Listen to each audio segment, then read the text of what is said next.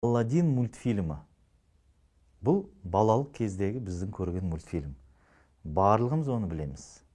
Бірақ ол мультфильм бізге нені үйретті? Жақсылықты ма, жамандықты ма? Әрине жамандықты. Қазір мен сіздерге оны дәлелдеймін.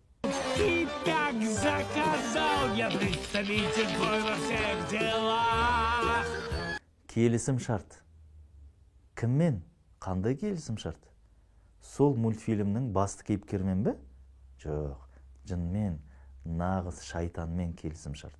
Сенбейсіз бе? Көріңіз. Скажи лишь мне, желаешь ты чего? Пусть будет список твой длинный любой, подвинь лампу только и всего. Әлі ештеңе байқаған жоқсыздар ма? Егерде бұлай көрсетсек.